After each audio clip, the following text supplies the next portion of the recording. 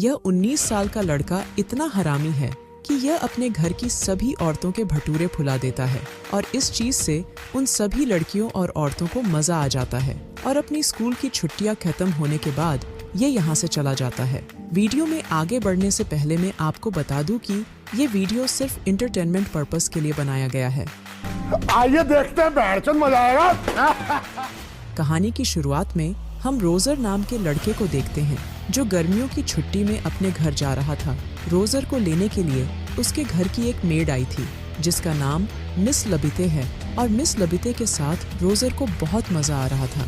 घर पर आने के बाद रोजर उसकी माँ से मिलता है। तभी वह रोजर से बोलती है कि तुम्हारी पेंट पर ये दही कहाँ से गिर गया। तो रोजर को याद आता है कि मिस लबिते के संतरे देखकर उसके छोटे उस्ताद ने उल्टी कर दी थी, लेकिन रोजर की मासी मार्गरेटा पेट को साफ कर देती है। इसके बाद रोजर उसकी छोटी बहन बार्ता से मिलता है। कुछ देर बाद बार्ता रोजर को जंगल में लेकर जाती है जहाँ पर इनको मिस लबिते मिलती है और यह दोनों बातें करने लगते हैं और बार्ता यहाँ से चली जाती है। तभी मिस लबिते को जोर से सूसू आ जाती है और वह रोजर के सामने ही हल्की होने लगती है और यह देखकर रोजर हैरान हो जाता है। इसके बाद जब रोजर जंगल में और अंदर जाता है तो वह देखता है कि उसके घर की एक मेड उर्सेला किसी आदमी से अपनी बिल्ली बजवा रही थी। यह देखकर रोजर की फट जाती है और रोजर यहाँ से भाग जाता है। इसके बाद रात का खाना खाकर रोजर अपने रूम में सोने के लिए आ जाता है, लेकिन तभी रोजर को बाहर से कुछ आवाज आती है और ये अपने रूम से बाहर देखने लगता है। रोजर देखता है कि घर की एक मेड हेलन झुककर खड़ी थी और कोई आदमी इसका तबला बजा रहा था, लेकिन रोजर उस आदमी को नहीं देख पाता है। इसके बाद रोजर सोने लगता है तो इसके बिस्तर से बार्ता निकलती है। बार्ता रोजर को बताती है कि हमारी मासी मार्गरेटा अभी तक जवान है क्योंकि उसे मर्दों से बहुत डर लगता है, लेकिन रोजर बार्ता की बातों को अनदेखा करके हेलन के ख्यालों में ही खोया हुआ था। तभी यहाँ पर बार्ता की बेबी सीटर केट आ जाती है और बार्ता को यहाँ से भगा देती है।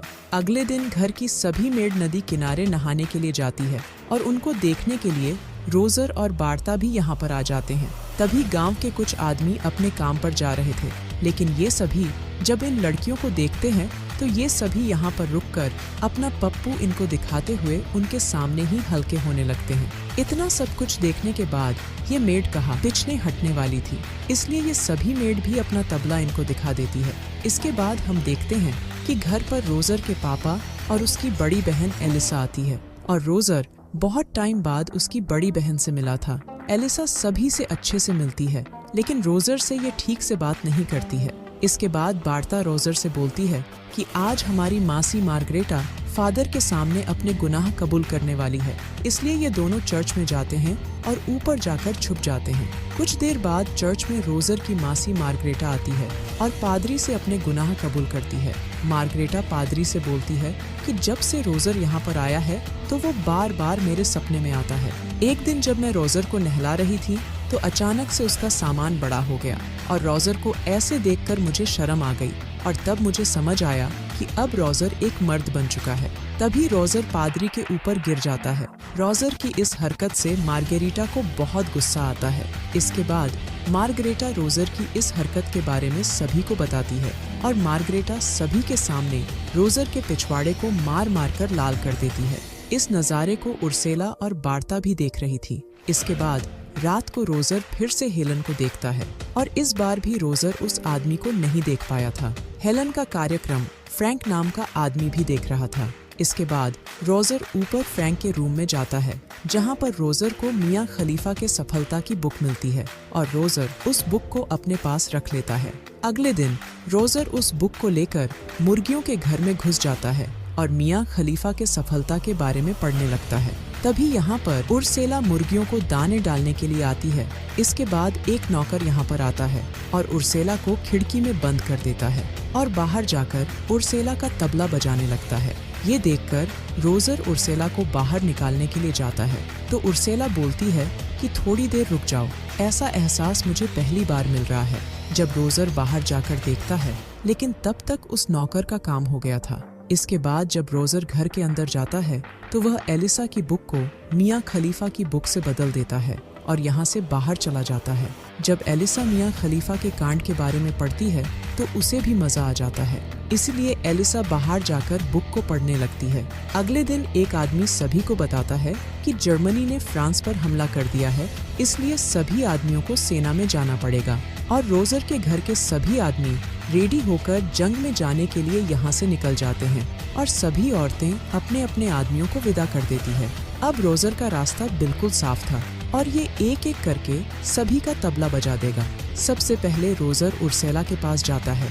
उर्सेला रोजर से मदद मांगती है और रोजर को ऊपर वाले रूम में लेकर जाती है। अब यहाँ पर रोजर का रास्ता बिल्कुल साफ था, इसलिए रोजर इस मौके को बिल्कुल भी नहीं छोड़ने वाला था। लेकिन बेचारे रोजर को उर्सेला की अनबॉक्सिंग करते नहीं आ रही थी, लेकिन उर्सेला रोजर की पूरी मदद करती है। इसके बाद रात को मार्गरेटा जब अपने रूम में सोने के लिए जाती है तो इसके रूम में पहले से ही रोजर था।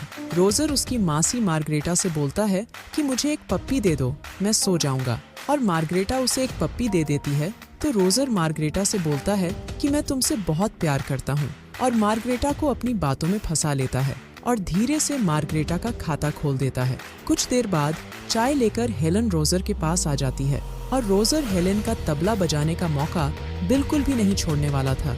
अगले दिन बार्ता रोजर से बोलती है कि मुझे उर्सेला ने बताया कि तुमने घर में सभी का खाता खोल दिया है। तो रोजर बोलता है, हाँ, मैं लगभग सभी औरतों का खाता खोल चुका हूँ। तभी बार्ता रोजर को उसकी बड़ी बहन एलिसा को दिखाती है और रोजर जल्दी से एलिसा के पास चला जाता है। रोजर एलिसा से बोलता है कि अगर तुम्हें गर्मी लग रही है तो तुम अपने कपड़े उतार सकती हो।